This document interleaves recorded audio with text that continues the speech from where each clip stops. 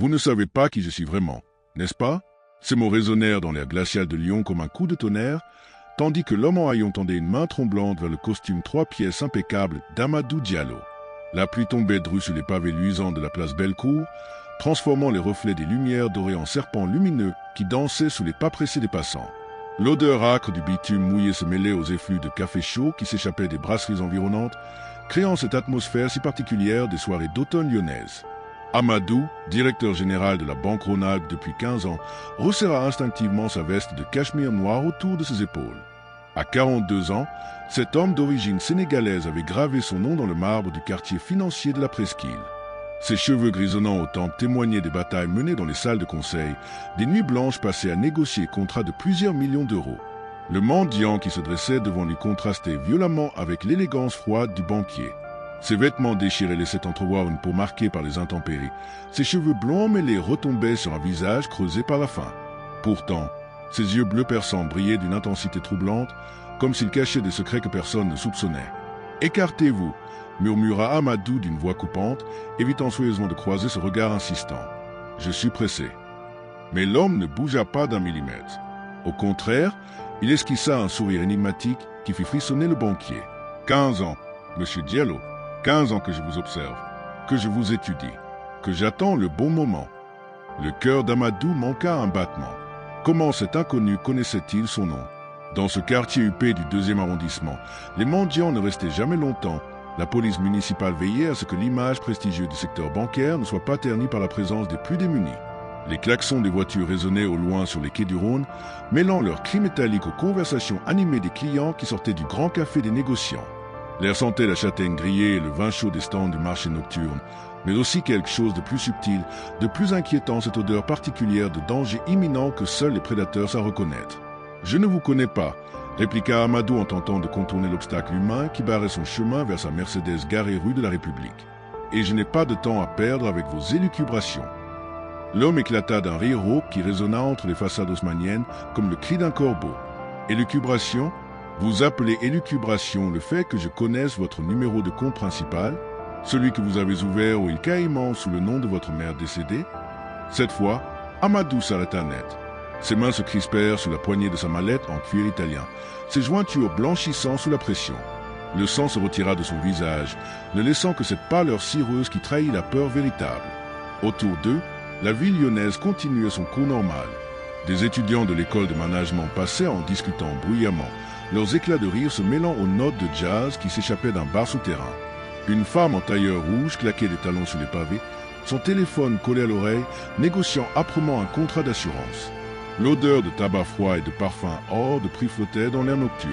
« Qui êtes-vous » La voix d'Amadou n'était plus qu'un murmure étranglé. Le mendiant s'approcha lentement, ses pas faisant crisser les feuilles mortes qui jonchaient le sol. « Je suis celui que vous avez oublié, monsieur Diallo. Celui que vous avez cru pouvoir enterrer sous vos succès, vos costumes sur mesure et vos dîners dans les palaces de la ville. » Les lumières dorées du théâtre des Célestins se reflétaient dans les flaques d'eau, créant des halos mystérieux qui semblaient danser autour des deux hommes. L'air était chargé d'électricité, cette tension particulière qui précède les orages d'automne. Le vent se levait, faisant claquer les enseignes des boutiques de luxe de la rue Édouard Herriot. « Je vous répète que je ne vous connais pas », insista Amadou, mais sa voix tremblait maintenant, trahissant son trouble grandissant. « Vraiment ?» L'homme fouilla dans sa poche trouée et en sortit une photo jaunie, protégée par un plastique transparent. « Regardez bien, monsieur le directeur général. Regardez bien cette image. » Malgré lui, Amadou baissa les yeux sur le cliché. Ce qu'il y vit lui coupa le souffle. Deux hommes jeunes, souriants, bras dessus devant les grilles de l'école supérieure de commerce de Lyon. L'un était noir, vêtu d'un jean délavé et d'un pull troué au coude, lui-même 20 ans plus tôt. L'autre était blond, rayonnant de cette confiance insolente de la jeunesse bourgeoise, et c'était indubitablement l'homme qui se tenait maintenant devant lui, malgré la décrépitude qui l'avait ravagé. Non, le mot s'échappa des lèvres d'Amadou comme un souffle d'agonie. « Si, mon cher Amadou, c'est bien moi, Pierre-Alexandre de Montclair, votre ancien meilleur ami, votre associé dans cette petite entreprise que nous avions montée ensemble au sortir de nos études, celui à qui vous avez volé 3 millions d'euros avant de disparaître dans la nature. » Le sol sembla se dérober sous les pieds du banquier. Les souvenirs affluaient maintenant, brutaux comme des coups de poignard. Pierre-Alexandre de Montclair, héritier d'une fortune familiale centenaire, brillant étudiant issu des beaux quartiers du 6e arrondissement. Celui qui lui avait tendu la main quand tous les autres le regardaient avec mépris, ce fils d'immigré qui avait réussi à intégrer l'élite économique lyonnaise à force de travail et de sacrifice. L'odeur de la pluie devenait plus forte, se mêlant au parfum de la cuisine traditionnelle qui s'échappait des bouchons du vieux Lyon. Au loin, les cloches de la basilique Notre-Dame de Fourvière sonnaient 9 heures, leur bronze résonnant sur les collines comme un glas funèbre. « Vous mentez » murmura Amadou, mais sa voix manquait de conviction. « Pierre-Alexandre est mort. Il y a eu un accident. Un accident de voiture sur l'autoroute A6, près de Mâcon. J'ai assisté à ses obsèques. » Le rire du mendiant résonna de nouveau, plus sinistre encore. « Un accident ? Vous appelez accident le fait de me laisser pour mort après m'avoir dépouillé de tout ? Après avoir falsifié les documents de notre société ? Après avoir transféré tous nos fonds sur vos comptes personnels ?» Les mots frappaient Amadou comme autant de gifles. Il se souvenait maintenant de cette nuit maudite, 20 ans plus tôt. Cette nuit où l'ambition avait pris le pas sur l'amitié, où l'appât du gain avait étouffé sa conscience. Il revoyait le visage livide de Pierre-Alexandre découvrant la trahison, ses yeux bleus se voilant d'incrédulité et de douleur. « Je pensais que vous étiez mort, » balbutia-t-il. « Mort ? Non, mon cher ami. Simplement transformé, ruiné, sali, traîné dans la boue par les articles de presse que vous aviez orchestrés. Ma famille m'a renié, mes amis m'ont tourné le dos. Savez-vous ce que c'est de perdre son nom, son honneur, sa place dans la société en une seule nuit ? » La pluie redoublait d'intensité, tambourinant sur les toits d'ardoise des immeubles environnants. Les passants se faisaient plus rares, fuyant vers les abris chaleureux des cafés et des restaurants. Seuls restaient ces deux hommes face à face, liés par un passé qui refusait de mourir. Pierre-Alexandre s'approcha encore, si près qu'Amadou pouvait sentir son haleine chargée d'alcool bon marché et de désespoir. 20 ans, Amadou, 20 ans à survivre dans les caniveaux de cette ville que j'aimais. 20 ans à vous regarder prospérer avec émoi d'argent, à voir votre ascension fulgurante dans le monde bancaire. Pierre-Alexandre, écoutez-moi. Non. La voix du mendiant explosa, faisant sursauter un groupe de touristes qui passaient près de la statue équestre de Louis XIV. C'est moi qui vais parler maintenant, moi qui ai quelque chose à vous dire. L'air se chargeait d'une tension électrique presque palpable. Au-dessus d'eux, les nuages s'amoncelaient, promettant un orage d'une violence inouïe. Les néons des banques et des compagnies d'assurance clignotaient comme des yeux maléfiques dans la pénombre grandissante. « Savez-vous ce que j'ai fait pendant toutes ces années ?» reprit Pierre-Alexandre d'une voix plus basse, plus dangereuse. « J'ai appris, j'ai observé, j'ai planifié, car voyez-vous, mon cher Amadou, je n'ai jamais été qu'un pauvre. J'ai toujours été riche, immensément riche. » Amadou fronça les sourcils, ne comprenant pas où son ancien ami voulait en venir. « Oh, bien sûr, vous m'avez pris mes 3 millions. Une somme dérisoire pour un de mon clerc. Une simple avance sur l'héritage que mon grand-père m'avait accordé pour démarrer notre entreprise. Mais ce que vous ne savez pas, c'est qu'à la mort de mes parents l'année dernière, j'ai hérité de bien plus que cela. » Un sourire glacial étira les lèvres gercées du mendiant. 57 millions d'euros, mon cher Amadou, plus les propriétés familiales, les châteaux, les vignobles, les parts dans diverses entreprises. Et surtout la participation majoritaire dans un petit groupe financier international que vous connaissez bien. Le cœur d'Amadou s'arrêta de battre. Une sueur froide perla sur son front malgré la fraîcheur de la soirée. « Je vois que vous commencez à comprendre », murmura Pierre-Alexandre en savourant chaque mot. Le groupe Montclair Holdings, basé à Genève, filiale à Londres, New York, Tokyo. Et surtout, propriétaire à 74% de votre chère banque Rhône-Alpes. L'univers d'Amadou bascula. Tout se mettait en place avec une logique implacable. Les rumeurs de rachat qui circulaient depuis des mois dans les couloirs de la banque. Ces investisseurs mystérieux suisses qui avaient racheté les parts de l'ancien propriétaire. Cette convocation pour demain matin à 9 h avec le nouveau conseil d'administration. Non, le mot s'échappa de sa gorge comme un râle d'agonie. Si, mon très cher directeur général, demain matin, à 9 h précises, vous vous présenterez dans la salle de conférence du 20e étage. Et là, vous découvrirez qui est vraiment votre nouveau patron. Pierre-Alexandre recula lentement, son sourire s'élargissant à mesure qu'il voyait la terreur s'installer sur le visage de son ancien ami. Mais d'ici là, profitez bien de votre dernière soirée en tant qu'homme libre, Amadou, car demain, les comptes seront définitivement réglés. Il se retourna et commença à s'éloigner dans la pluie battante, sa silhouette déguenillée se fondant progressivement dans l'obscurité de la rue Mercière. Amadou resta figé sur place, seul au milieu de la place désormais déserte. La pluie lui fouettait le visage, mais il ne la sentait plus. Tout son univers, soigneusement construit pendant 20 ans, venait de s'écrouler en quelques minutes. Demain matin, il devrait affronter son passé. Demain matin, il découvrirait le véritable prix de sa trahison. Et au fond de lui, une certitude glacée s'installait. Pierre-Alexandre de Montclair avait 20 ans de revanche à prendre. 20 ans de haine et de douleur qui allaient s'abattre sur lui avec la force d'un tsunami. Dans quelques heures, l'homme qui avait tout volé découvrirait ce que signifiait vraiment perdre. La nuit fut un calvaire sans fin pour Amadou Diallo. Enfermé dans son appartement de standing du quartier de la Pardieu, il arpentait son salon aux baies vitrées donnant sur les lumières scintillantes de Lyon, incapable de trouver le sommeil.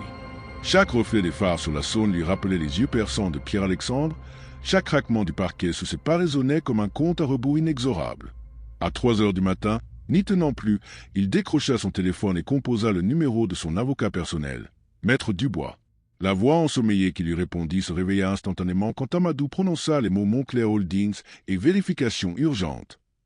En moins d'une heure, les documents étaient sur son bureau. Pierre-Alexandre de Montclair était bel et bien le propriétaire majoritaire de sa banque via un montage financier complexe établi il y a exactement 6 mois. Mais ce qui glaça véritablement le sang d'Amadou, ce fut la découverte d'un autre document.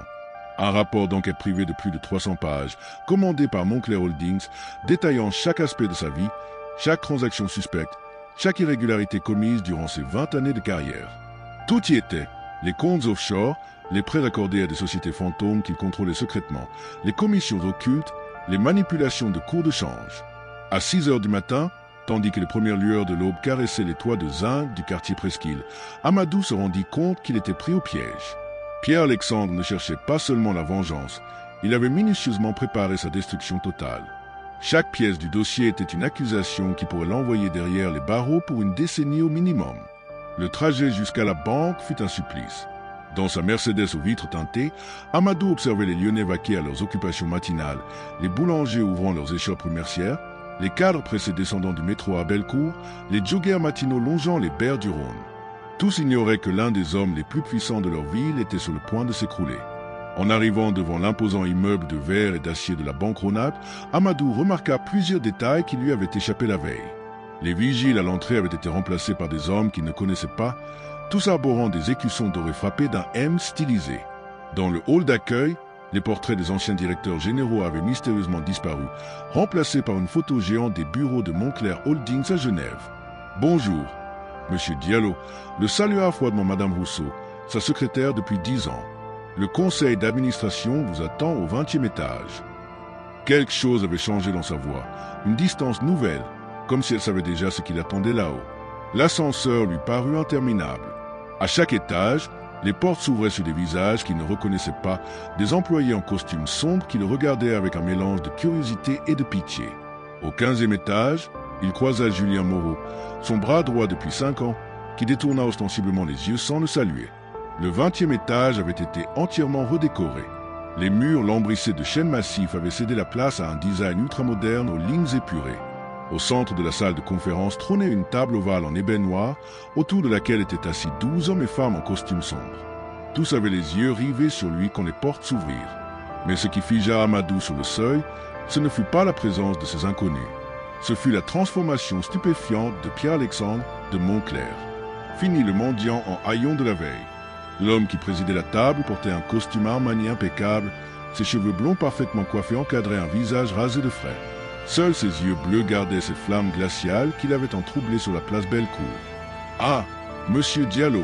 s'exclama Pierre-Alexandre en se levant, un sourire carnassier aux lèvres. « Ponctuel comme toujours. Permettez-moi de vous présenter le nouveau conseil d'administration de votre ancienne banque. » L'accent qu'il mit sur le mot « ancienne » résonna dans la pièce comme un glas. Amadou s'avança d'un pas hésitant vers le seul siège libre, ironiquement, la chaise la plus éloignée de la table, celle traditionnellement réservée aux employés convoqués pour un licenciement. « Pierre-Alexandre, nous devons parler. En privé. »« Oh, mais nous allons parler, mon cher ami. » Pierre-Alexandre fit un geste vers l'assemblée. « Mais d'abord, laissez-moi vous présenter quelques personnes. À ma droite, maître Catherine Delorme, procureure financière spécialisée dans la criminalité en col blanc. À ma gauche, le commissaire Ferrand de la brigade financière de Lyon. Le sang d'Amadou se glaça. Ce n'était pas une simple réunion de conseil d'administration. C'était un tribunal. Vous ne pouvez pas faire ça. J'ai des droits. Des droits? Pierre-Alexandre éclata d'un rire cristallin, comme j'en avais il y a 20 ans, quand vous m'avez dépouillé de tout. Rassurez-vous, nous respecterons scrupuleusement la légalité. Chaque accusation sera étayée par des preuves irréfutables. Il fit glisser un dossier rouge sang à travers la table. Tenez, voici un petit avant-goût. Page 47, vos transferts vers les îles Caïmans. Page 73, les prêts fictifs accordés à la société Salam Import-Export qui n'existent que sur le papier dont vous êtes l'unique bénéficiaire. Page 156. Arrêtez, hurla Amadou, ses nerfs craquant enfin. D'accord, j'ai fait des erreurs. J'ai triché. Mais vous ne comprenez pas. J'étais jeune, j'avais peur, je venais de rien. Un silence de mort s'abattit sur la salle. Dehors, on entendait le ronronnement de la circulation matinale sur le cours Lafayette, le cri des mouettes qui remontait de là. Saône, la vie normale qui continuait pendant que son monde s'effondrait. Pierre-Alexandre se pencha vers lui, ses yeux brillants d'une satisfaction mauvaise. Vous venez de rien? Moi, je vous ai tout donné. L'amitié, la confiance, l'argent pour démarrer. Et vous m'avez poignardé dans le dos sans la moindre hésitation. Mais vous étiez riche? Protesta Amadou, sentant ces dernières défenses effritées. Vous aviez tout, la famille, le nom, l'héritage. Moi, je n'avais que cette chance unique de m'en sortir. Vous croyez que c'était facile d'être un de Montclair? La voix de Pierre-Alexandre se fit soudain plus basse, plus dangereuse. Vous croyez que porter ce nom était un cadeau? Savez-vous ce que mon grand-père exigeait de moi? Savez-vous le prix à payer pour hériter de cette fortune? Pour la première fois depuis le début de cette confrontation, Amadou perçut une faille dans l'armure de son ancien ami. Quelque chose de douloureux, d'intime, qui dépassait leur simple histoire de trahison financière. Mon grand-père était un monstre, Amadou, un homme qui avait bâti sa fortune sur les ruines d'autrui, qui collectionnait les humiliations comme d'autres collectionnent les timbres. Il m'avait donné un an pour tripler la mise de départ, ces fameux 3 millions. Échec signifiait déshéritement total et bannissement de la famille. Les membres du conseil d'administration échangeaient des regards surpris. Visiblement, cette révélation n'était pas prévue au programme. Quand vous m'avez volé cet argent, vous ne saviez pas que vous signiez ma condamnation à mort sociale. Mon grand-père a tenu parole. J'ai été rayé du testament, chassé du château familial, mon nom effacé de tous les documents officiels. Officiellement, Pierre-Alexandre de Montclair était mort. Amadou sentit un frisson glacé lui parcourir l'échine. Alors Comment êtes-vous ici aujourd'hui? Comment avez-vous récupéré la fortune familiale? Le sourire qui étira les lèvres de Pierre-Alexandre était l'une des choses les plus terrifiantes qu'Amadou ait jamais vues. Parce que mon cher grand-père a fini par mourir? Bien sûr. Mais pas avant d'avoir modifié son testament une dernière fois. Une clause très spéciale, très personnelle. Il se leva et se dirigea vers les baies vitrées donnant sur Lyon. Voyez-vous, le vieux diable avait découvert votre trahison. Il savait que j'avais été dupé. Pas défaillant. Alors il a légué toute sa fortune à une fondation, à une exception près. Pierre-Alexandre se retourna lentement, ses yeux plantés dans ceux d'Amadou. L'héritage complet me revenait si et seulement si je parvenais à vous détruire totalement, à vous réduire à l'état où vous m'aviez laissé. C'était son dernier test, sa vengeance posthume contre celui qui avait osé humilier un Montclair. La révélation frappa Amadou comme un coup de massue. Tout s'expliquait. Les 20 années d'attente, la surveillance constante, le timing parfait de cette revanche. Pierre-Alexandre n'avait pas seulement voulu récupérer son dû, il avait dû le détruire pour survivre. Vous comprenez maintenant? Murmura Pierre-Alexandre. Ce n'est pas de la vengeance, c'est de la survie. Soit vous tombez, soit je perds tout. Le vieux était malin, il nous a condamnés à n'entretuer jusqu'au bout. Amadou réalisa soudain l'ampleur du piège qui s'était refermé sur eux deux. Mais alors, même si vous gagnez, même si vous me détruisez, vous restez prisonnier de sa volonté. Pour la première fois, une ombre de doute traversa le regard de Pierre-Alexandre. C'est là que vous vous trompez, mon cher Amadou, car voyez-vous, il y a une seconde clause dans ce testament. Une clause que je n'ai découverte qu'hier soir. Il retourna à sa place et sortit un document scellé de sa veste. Si je parviens à vous détruire et à obtenir votre repentir sincère, votre confession publique de la trahison de notre jeunesse, alors seulement je serai vraiment libre. Libre de la haine, libre du passé, libre de recommencer. Le silence qui suivit était si dense qu'on aurait pu le couper au couteau. Amadou comprit que le véritable enjeu n'était ni l'argent ni même la vengeance. C'était la libération de deux hommes enchaînés par le passé, prisonniers d'un mort qui continuait à tirer les ficelles depuis sa tombe. « Et si je refuse ?» demanda-t-il d'une voix à peine audible. Pierre-Alexandre consulta sa montre, une Patek Philippe en or qui avait appartenu à son grand-père. Il est actuellement 9h47. À 10h précises, si vous n'avez pas signé cette confession, le commissaire Ferrand procédera à votre arrestation pour détournement de fonds, blanchiment d'argent et abus de biens sociaux. Vous passerez les 15 prochaines années en prison. Moi, je garderai la fortune mais resterai à jamais prisonnier de cette haine qui me consume. Il marqua une pause, laissant le poids de ces mots s'installer. Mais si vous signez, si vous reconnaissez publiquement vos crimes et exprimez des remords sincères, alors nous serons tous les deux libres. Vous purgerez une peine réduite, 3 ans maximum, et moi, je pourrai enfin tourner la page. Amadou regarda autour de lui. Les visages du conseil d'administration étaient impassibles, celui de la procureure de l'homme illisible, celui du commissaire Ferrand résigné. Tous attendaient sa décision. Sur la table, la confession rédigée par les avocats de Pierre-Alexandre l'attendait. À côté, un stylo en or, celui-là même qu'ils avaient utilisé pour signer leur premier contrat d'association 20 ans plus tôt. L'horloge de la salle indiquait 9h52. 8 minutes pour choisir entre l'orgueil et la rédemption. 8 minutes pour décider si le passé allait les détruire tous les deux ou les libérer enfin. Et dans les yeux de Pierre-Alexandre, pour la première fois depuis des décennies, Amadou aperçut une lueur qui ressemblait étrangement à de l'espoir, l'homme qui cachait à Empire partie 1. L'introduction. Vous ne savez pas qui je suis vraiment, n'est-ce pas? Ces mots résonnèrent dans l'air glacial de Lyon comme un coup de tonnerre, tandis que l'homme en haillons tendait une main tremblante vers le costume 3 pièces impeccable d'Amadou Diallo. La pluie tombait drue sur les pavés luisants de la place Bellecour, transformant les reflets des lumières dorées en serpents lumineux qui dansaient sous les pas pressés des passants. L'odeur âcre du bitume mouillé se mêlait aux effluves de café chaud qui s'échappaient des brasseries environnantes, créant cette atmosphère si particulière des soirées d'automne lyonnaises. Amadou, directeur général de la Banque Rhône-Alpes depuis 15 ans, resserra instinctivement sa veste de cachemire noir autour de ses épaules. À 42 ans, cet homme d'origine sénégalaise avait gravé son nom dans le marbre du quartier financier de la Presqu'île. Ses cheveux grisonnants aux tempes témoignaient des batailles menées dans les salles de conseil, des nuits blanches passées à négocier les contrats de plusieurs millions d'euros.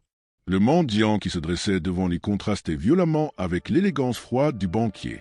Ses vêtements déchirés laissaient entrevoir une peau marquée par les intempéries. Ses cheveux blonds mêlés retombaient sur un visage creusé par la faim.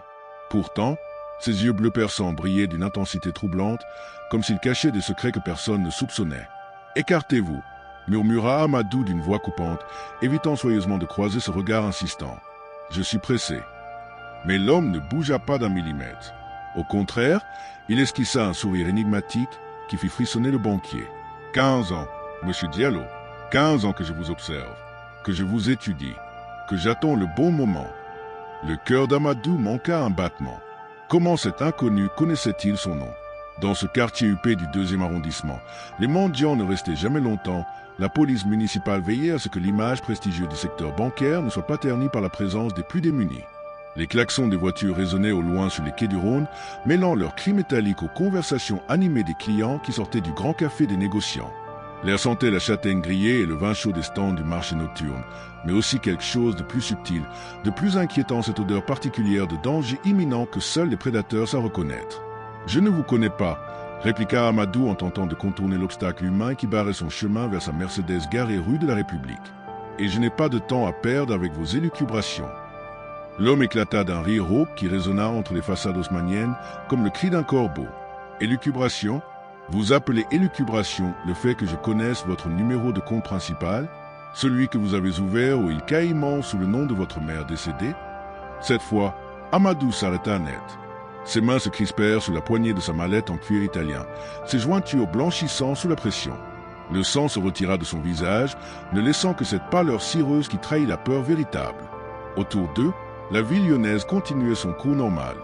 Des étudiants de l'école de management passaient en discutant bruyamment, leurs éclats de rire se mêlant aux notes de jazz qui s'échappaient d'un bar souterrain. Une femme en tailleur rouge claquait des talons sur les pavés, son téléphone collé à l'oreille, négociant âprement un contrat d'assurance. L'odeur de tabac froid et de parfum hors de prix flottait dans l'air nocturne. « Qui êtes-vous » La voix d'Amadou n'était plus qu'un murmure étranglé. Le mendiant s'approcha lentement, C'est pas faisant crisser les feuilles mortes qui jonchaient le sol. Je suis celui que vous avez oublié, Monsieur Diallo. Celui que vous avez cru pouvoir enterrer sous vos succès, vos costumes sur mesure et vos dîners dans les palaces de la ville. Les lumières dorées du théâtre des Célestins se reflétaient dans les flaques d'eau, créant des halos mystérieux qui semblaient danser autour des deux hommes. L'air était chargé d'électricité, cette tension particulière qui précède les orages d'automne. Le vent se levait, faisant claquer les enseignes des boutiques de luxe de la rue Édouard Herriot. « Je vous répète que je ne vous connais pas », insista Amadou, mais sa voix tremblait maintenant, trahissant son trouble grandissant. « Vraiment ?» L'homme fouilla dans sa poche trouée et en sortit une photo jaunie, protégée par un plastique transparent. « Regardez bien, monsieur le directeur général. Regardez bien cette image. » Malgré lui, Amadou baissa les yeux sur le cliché. Ce qu'il y vit lui coupa le souffle. Deux hommes jeunes, souriant, bras dessous devant les grilles de l'école supérieure de commerce de Lyon. L'un était noir, vêtu d'un jean délavé et d'un pull troué au coude lui-même 20 ans plus tôt. L'autre était blond, rayonnant de cette confiance insolente de la jeunesse bourgeoise, et c'était indubitablement l'homme qui se tenait maintenant devant lui, malgré la décrépitude qui l'avait ravagé. Non, le mot s'échappa des lèvres d'Amadou comme un souffle d'agonie. Si, mon cher Amadou, c'est bien moi, Pierre-Alexandre de Montclair, votre ancien meilleur ami, votre associé dans cette petite entreprise que nous avions montée ensemble au sortir de nos études, celui à qui vous avez volé 3 millions d'euros avant de disparaître dans la nature. Le sol sembla se dérober sous les pieds du banquier. Les souvenirs affluaient maintenant, brutaux comme des coups de poignard. Pierre-Alexandre de Montclair, héritier d'une fortune familiale centenaire, brillant étudiant issu des beaux quartiers du 6e arrondissement. Celui qui lui avait tendu la main quand tous les autres le regardaient avec mépris. Ce fils d'immigré qui avait réussi à intégrer l'élite économique lyonnaise à force de travail et de sacrifice. L'odeur de la pluie devenait plus forte, se mêlant au parfum de la cuisine traditionnelle qui s'échappait des bouchons du vieux lion. Au loin, les cloches de la basilique Notre-Dame de Fourvière sonnaient 9 heures, leur bronze résonnant sur les collines comme un glas funèbre. « Vous mentez », murmura Amadou, mais sa voix manquait de conviction. « Pierre-Alexandre est mort. Il y a eu un accident de voiture sur l'autoroute A6, près de Mâcon. J'ai assisté à ses obsèques. » Le rire du mendiant résonna de nouveau, plus sinistre encore. « Un accident ? Vous appelez accident le fait de me laisser pour mort après m'avoir dépouillé de tout, après avoir falsifié les documents de notre société, après avoir transféré tous nos fonds sur vos comptes personnels ?» Les mots frappaient Amadou comme autant de gifles. Il se souvenait maintenant de cette nuit maudite, 20 ans plus tôt. Cette nuit où l'ambition avait pris le pas sur l'amitié, où l'appât du gain avait étouffé sa conscience. Il revoyait le visage livide de Pierre-Alexandre découvrant la trahison, ses yeux bleus se voilant d'incrédulité et de douleur. « Je pensais que vous étiez mort ?» balbutia-t-il. « Mort ? Non, mon cher ami. Simplement transformé, ruiné, sali, traîné dans la boue par les articles de presse que vous avez orchestrés. Ma famille m'a renié, mes amis m'ont tourné le dos. Savez-vous ce que c'est de perdre son nom, son honneur, sa place dans la société en une seule nuit ? La pluie redoublait d'intensité, tambourinant sur les toits d'ardoise des immeubles environnants. Les passants se faisaient plus rares, fuyant vers les abris chaleureux des cafés et des restaurants. Seuls restaient ces deux hommes face à face, liés par un passé qui refusait de mourir. Pierre-Alexandre s'approcha encore, si près qu'Amadou pouvait sentir son haleine chargée d'alcool bon marché et de désespoir. 20 ans, Amadou, 20 ans à survivre dans les caniveaux de cette ville que j'aimais. 20 ans à vous regarder prospérer avec émoi et argent, à voir votre ascension fulgurante dans le monde bancaire. Pierre-Alexandre, écoutez-moi. No. La voix du mendiant explosa, faisant sursauter un groupe de touristes qui passaient près de la statue équestre de Louis XIV. C'est moi qui vais parler maintenant, moi qui ai quelque chose à vous dire. L'air se chargeait d'une tension électrique presque palpable. Au-dessus d'eux, les nuages s'amoncelaient, promettant un orage d'une violence inouïe. Les néons des banques et des compagnies d'assurance clignotaient comme des yeux maléfiques dans la pénombre grandissante. « Savez-vous ce que j'ai fait pendant toutes ces années ?» reprit Pierre-Alexandre d'une voix plus basse, plus dangereuse. « J'ai appris, j'ai observé, j'ai planifié, car voyez-vous, mon cher Amadou, je n'ai jamais été qu'un pauvre. J'ai toujours été riche, immensément riche. » Amadou fronça les sourcils, ne comprenant pas où son ancien ami voulait en venir. « Oh, bien sûr, vous m'avez pris mes 3 millions. Une somme dérisoire pour un de Montclair. Une simple avance sur héritage que mon grand-père m'avait accordée pour démarrer notre entreprise. Mais ce que vous ne savez pas, c'est qu'à la mort de mes parents l'année dernière, j'ai hérité de bien plus que cela. Un sourire glacial étira les lèvres gercées du mendiant. 57 millions d'euros, mon cher Amadou, plus les propriétés familiales, les châteaux, les vignobles, les parts dans diverses entreprises. Et surtout la participation majoritaire dans un petit groupe financier international que vous connaissez bien. Le cœur d'Amadou s'arrêta de battre. Une sueur froide perla sur son front malgré la fraîcheur de la soirée. « Je vois que vous commencez à comprendre », murmura Pierre-Alexandre en savourant chaque mot. Le groupe Montclair Holdings, basé à Genève, filiale à Londres, New York, Tokyo. Et surtout, propriétaire à 74% de votre chère banque Rhône-Alpes. L'univers d'Amadou bascula. Tout se mettait en place avec une logique implacable. Les rumeurs de rachat qui circulaient depuis des mois dans les couloirs de la banque. Ces investisseurs mystérieux suisses qui avaient racheté les parts de l'ancien propriétaire. Cette convocation pour demain matin à 9 h avec le nouveau conseil d'administration. Non, le mot s'échappa de sa gorge comme un râle d'agonie. Si, mon très cher directeur général, demain matin, à 9 h précises, vous vous présenterez dans la salle de conférence du 20e étage. Et là, vous découvrirez qui est vraiment votre nouveau patron. Pierre-Alexandre recula lentement, son sourire s'élargissant à mesure qu'il voyait la terreur s'installer sur le visage de son ancien ami. Mais d'ici là, profitez bien de votre dernière soirée en tant qu'homme libre, Amadou. Car demain, les comptes seront définitivement réglés. Il se retourna et commença à s'éloigner dans la pluie battante, sa silhouette déguenillée se fondant progressivement dans l'obscurité de la rue Mercière. Amadou resta figé sur place, seul au milieu de la place désormais déserte. La pluie lui fouettait le visage, mais il ne la sentait plus. Tout son univers, soigneusement construit pendant 20 ans, venait de s'écrouler en quelques minutes. Demain matin, il devrait affronter son passé. Demain matin, il découvrirait le véritable prix de sa trahison. Et au fond de lui, une certitude glacée s'installait. Pierre-Alexandre de Montclair avait 20 ans de revanche à prendre. 20 ans de haine et de douleur qui allaient s'abattre sur lui avec la force d'un tsunami. Dans quelques heures, l'homme qui avait tout volé découvrirait ce que signifiait vraiment perdre. Nuit fut un calvaire sans fin pour Amadou Diallo. Enfermé dans son appartement de standing du quartier de la Part-Dieu, il arpentait son salon aux baies vitrées donnant sur les lumières scintillantes de Lyon, incapable de trouver le sommeil. Chaque reflet des phares sur la Saône lui rappelait les yeux perçants de Pierre-Alexandre. Chaque craquement du parquet sous ses pas résonnait comme un compte à rebours inexorable. À 3 h du matin, n'y tenant plus, il décrocha son téléphone et composa le numéro de son avocat personnel, Maître Dubois. La voix ensommeillée qui lui répondit se réveilla instantanément quand Amadou prononça les mots Montclair Holdings et vérification urgente. En moins d'une heure, les documents étaient sur son bureau. Pierre-Alexandre de Montclair était bel et bien le propriétaire majoritaire de sa banque, via un montage financier complexe établi il y a exactement 6 mois. Mais ce qui glaça véritablement le sang d'Amadou, ce fut la découverte d'un autre document. Un rapport d'enquête privée de plus de 300 pages, commandé par Montclair Holdings, détaillant chaque aspect de sa vie, chaque transaction suspecte, chaque irrégularité commise durant ses 20 années de carrière. Tout y était, les comptes offshore, les prêts accordés à des sociétés fantômes qu'il contrôlait secrètement, les commissions occultes, les manipulations de cours de change. À 6 h du matin, tandis que les premières lueurs de l'aube caressaient les toits de zinc du quartier Presqu'île, Amadou se rendit compte qu'il était pris au piège. Pierre-Alexandre ne cherchait pas seulement la vengeance, il avait minutieusement préparé sa destruction totale. Chaque pièce du dossier était une accusation qui pourrait l'envoyer derrière les barreaux pour une décennie au minimum. Le trajet jusqu'à la banque fut un supplice.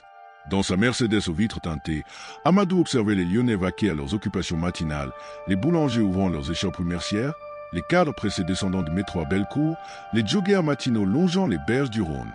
Tous ignoraient que l'un des hommes les plus puissants de leur ville était sur le point de s'écrouler. En arrivant devant l'imposant immeuble de verre et d'acier de la banque Rhône-Alpes, Amadou remarqua plusieurs détails qui lui avaient échappé la veille. Les vigiles à l'entrée avaient été remplacés par des hommes qu'il ne connaissait pas, tous arborant des écussons dorés frappés d'un M stylisé. Dans le hall d'accueil, les portraits des anciens directeurs généraux avaient mystérieusement disparu, remplacés par une photo géante des bureaux de Montclair Holdings à Genève. « Bonjour, Monsieur Diallo », le salua froidement Madame Rousseau, sa secrétaire depuis 10 ans. Le conseil d'administration vous attend au 20e étage.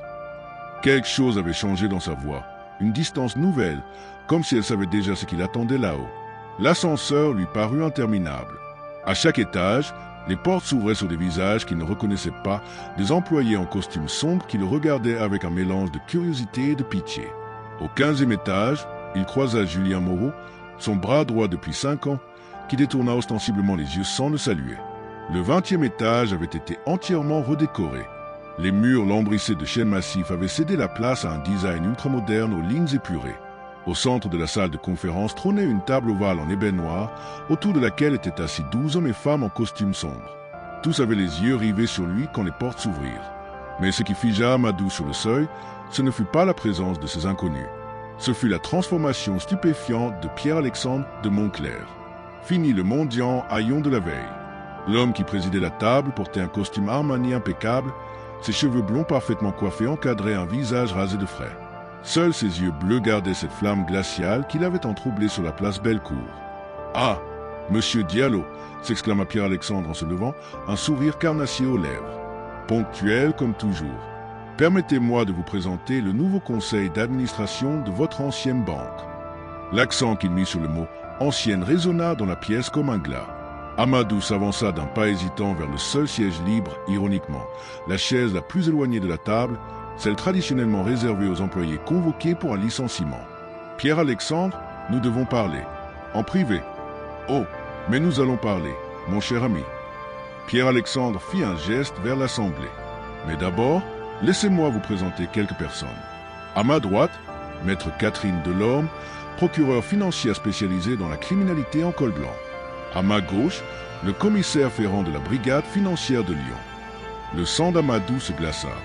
Ce n'était pas une simple réunion de conseil d'administration. C'était un tribunal. Vous ne pouvez pas faire ça. J'ai des droits. Des droits? Pierre-Alexandre éclata d'un rire cristallin, comme j'en avais il y a 20 ans, quand vous m'avez dépouillé de tout. Rassurez-vous, nous respecterons scrupuleusement la légalité. Chaque accusation sera étayée par des preuves irréfutables. Il fit glisser un dossier rouge sans à travers la table. Tenez, voici un petit avant-goût. Page 47, vos transferts vers les îles Caïmans. Page 73, les prêts fictifs accordés à la société Salam Import-Export qui n'existent que sur le papier et dont vous êtes l'unique bénéficiaire. Page 156, arrêtez, hurla Amadou, ses nerfs craquant enfin. D'accord, j'ai fait des erreurs. J'ai triché. Mais vous ne comprenez pas. J'étais jeune, j'avais peur, je venais de rien. Un silence de mort s'abattit sur la salle. Dehors, on entendait le ronronnement de la circulation matinale sur le cours Lafayette, le cri des mouettes qui remontaient de la Saône, la vie normale qui continuait pendant que son monde s'effondrait. Pierre-Alexandre se pencha vers lui, ses yeux brillants d'une satisfaction mauvaise. « Vous venez de rien, moi, je vous ai tout donné. L'amitié, la confiance, l'argent pour démarrer. Et vous m'avez poignardé dans le dos sans la moindre hésitation. Mais vous étiez riche, protesta Amadou, sentant ces dernières défenses s'effriter. Vous aviez tout, la famille, le nom, l'héritage. Moi, je n'avais que cette chance unique de m'en sortir. Vous croyez que c'était facile d'être un de Montclair? La voix de Pierre-Alexandre se fit soudain plus basse, plus dangereuse. Vous croyez que porter ce nom était un cadeau? Savez-vous ce que mon grand-père exigeait de moi? Savez-vous le prix à payer pour hériter de cette fortune? Pour la première fois depuis le début de cette confrontation, Amadou perçut une faille dans l'armure de son ancien ami. Quelque chose de douloureux, d'intime, qui dépassait leur simple histoire de trahison financière. Mon grand-père était un monstre, Amadou, un homme qui avait bâti sa fortune sur les ruines d'autrui, qui collectionnait les humiliations comme d'autres collectionnent les timbres. Il m'avait donné 1 an pour tripler la mise de départ, ces fameux 3 millions. Échec signifiait déshéritement total et bannissement de la famille. Les membres du conseil d'administration échangeaient des regards surpris. Visiblement, cette révélation n'était pas prévue au programme. Quand vous m'avez volé cet argent, vous ne saviez pas que vous signiez ma condamnation à mort sociale. Mon grand-père a tenu parole. J'ai été rayé du testament, chassé du château familial, mon nom effacé de tous les documents officiels. Officiellement, Pierre-Alexandre de Montclair était mort. Amadou sentit un frisson glacé lui parcourir l'échine. Alors Comment êtes-vous ici aujourd'hui? Comment avez-vous récupéré la fortune familiale? Le sourire qui étira les lèvres de Pierre-Alexandre était l'une des choses les plus terrifiantes qu'Amadou ait jamais vues. Parce que mon cher grand-père a fini par mourir? Bien sûr. mais pas avant d'avoir modifié son testament une dernière fois. Une clause très spéciale, très personnelle. Il se leva et se dirigea vers les baies vitrées donnant sur Lyon. « Voyez-vous, le vieux diable avait découvert votre trahison. Il savait que j'avais été dupé. Pas défaillant. Alors il a légué toute sa fortune à une fondation, à une exception près. » Pierre-Alexandre se retourna lentement, ses yeux plantés dans ceux d'Amadou. « L'héritage complet me revenait si et seulement si je parvenais à vous détruire totalement, à vous réduire à l'état où vous m'aviez laissé. C'était son dernier test, sa vengeance posthume contre celui qui avait osé humilier un Montclair. » La révélation frappa Amadou comme un coup de massue. Tout s'expliquait. Les 20 années d'attente, la surveillance constante, le timing parfait de cette revanche. Pierre-Alexandre n'avait pas seulement voulu récupérer son dû, il avait dû le détruire pour survivre. « Vous comprenez maintenant ?» murmura Pierre-Alexandre. « Ce n'est pas de la vengeance, c'est de la survie. Soit vous tombez, soit je perds tout. » Le vieux était malin, il nous a condamnés à nous entretuer jusqu'au bout. Amadou réalisa soudain l'ampleur du piège qui s'était refermé sur eux deux. Mais alors, même si vous gagnez, même si vous me détruisez, vous restez prisonnier de sa volonté. Pour la première fois, une ombre de doute traversa le regard de Pierre-Alexandre. C'est là que vous vous trompez, mon cher Amadou, car voyez-vous, il y a une seconde clause dans ce testament. Une clause que je n'ai découverte qu'hier soir. Il retourna à sa place et sortit un document scellé de sa veste. Si je parviens à vous détruire et à obtenir votre repentir sincère, votre confession publique de la trahison de notre jeunesse, alors seulement je serai vraiment libre. Libre de la haine, libre du passé, libre de recommencer. Le silence qui suivit était si dense qu'on aurait pu le couper au couteau. Amadou comprit que le véritable enjeu n'était ni l'argent ni même la vengeance. C'était la libération de deux hommes enchaînés par le passé, prisonniers d'un mort qui continuait à tirer les ficelles depuis sa tombe. « Et si je refuse ?» demanda-t-il d'une voix à peine audible. Pierre-Alexandre consulta sa montre, une Patek Philippe en or qui avait appartenu à son grand-père. Il est actuellement 9h47. À 10h précises, si vous n'avez pas signé cette confession, le commissaire Ferrand procédera à votre arrestation pour détournement de fonds, blanchiment d'argent et abus de biens sociaux. Vous passerez les 15 prochaines années en prison. Moi, je garderai la fortune mais resterai à jamais prisonnier de cette haine qui me consume. Il marqua une pause, laissant le poids de ces mots s'installer. Mais si vous signez, si vous reconnaissez publiquement vos crimes et exprimez des remords sincères, alors nous serons tous les deux libres. Vous purgerez une peine réduite, 3 ans maximum, et moi, je pourrai enfin tourner la page. Amadou regarda autour de lui. Les visages du conseil d'administration étaient impassibles, celui de la procureure de l'Orme illisible, celui du commissaire Ferrand résigné. Tous attendaient sa décision. Sur la table, la confession rédigée par les avocats de Pierre-Alexandre l'attendait. À côté, un stylo en or, celui-là même qu'ils avaient utilisé pour signer leur premier contrat d'association 20 ans plus tôt. L'horloge de la salle indiquait 9h52. 8 minutes pour choisir entre l'orgueil et la rédemption. 8 minutes pour décider si le passé allait les détruire tous les deux ou les libérer enfin.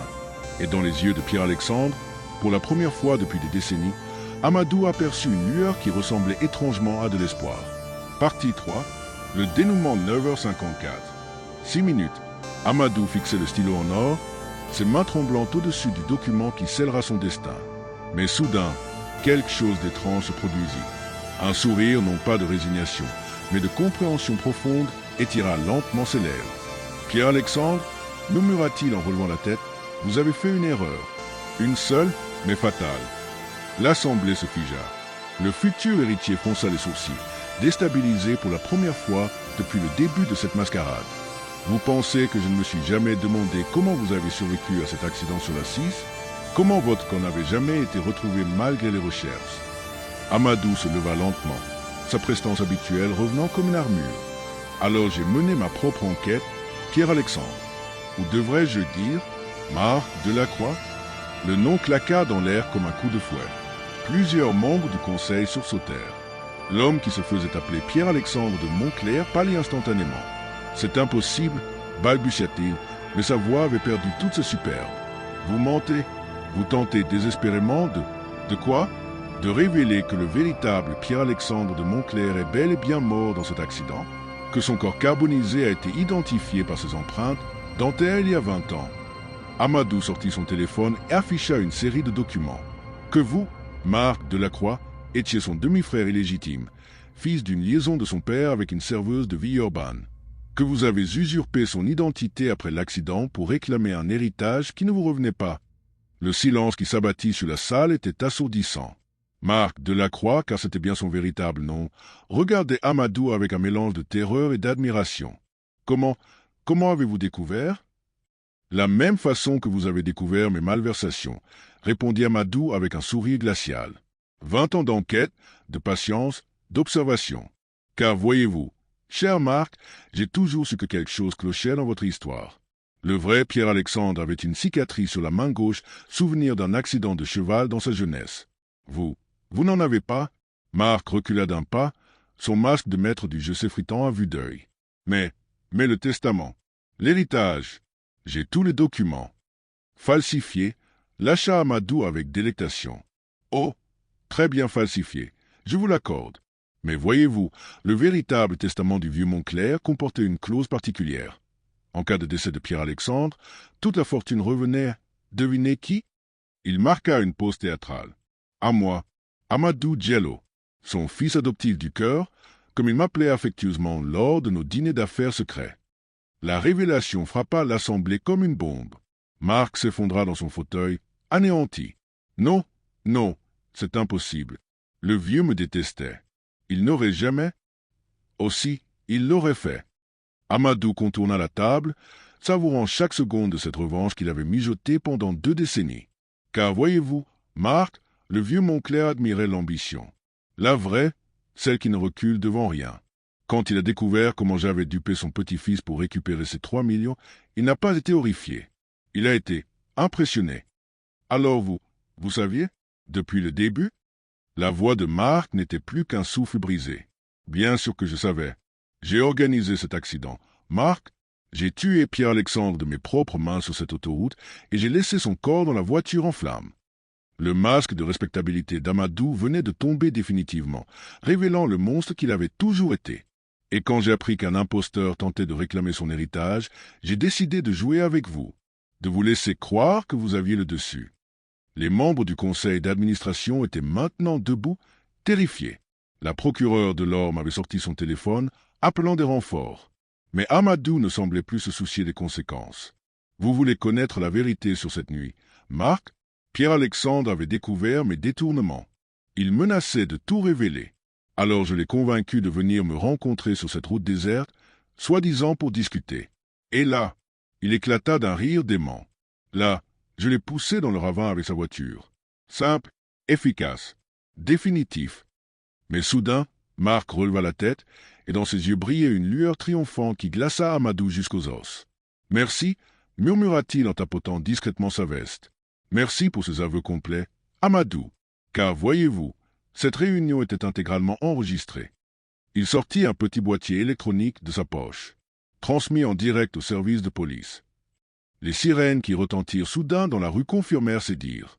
Car si je ne suis effectivement que Marc Delacroix, un petit escroc de banlieue, je suis aussi, depuis 10 ans, indicateur pour la police judiciaire. Et cette opération était un piège pour vous faire avouer le meurtre de Pierre-Alexandre de Montclair. L'univers d'Amadou s'effondra une dernière fois. Tandis que les forces de l'ordre investissaient la salle de conférence, tandis que les menottes se refermaient sur ses poignets, une seule pensée traversa son esprit. Il avait été dupé par un imposteur, manipulé par un fantôme, trahi par son propre orgueil. Et au moment où les portes de l'ascenseur se refermaient sur lui, il entendit la voix de Marc Delacroix qui résonnait dans le hall. « Vous ne savez pas qui je suis vraiment, n'est-ce pas ?» Exactement les mêmes mots que la veille sur la place Bellecour. Car parfois, les mendiants en haillons cachent les plus grands prédateurs. Et parfois, la justice vient de là où on l'attend le moins. Abonnez-vous pour plus. D'histoire française à couper le souffle. De quelle ville de France nous regardez-vous? Dites-le nous en commentaire. Avez-vous deviné le véritable plan de Marc? Cette histoire vous a-t-elle donné des frissons? Partagez vos impressions ci-dessous, vos réactions nous passionnent.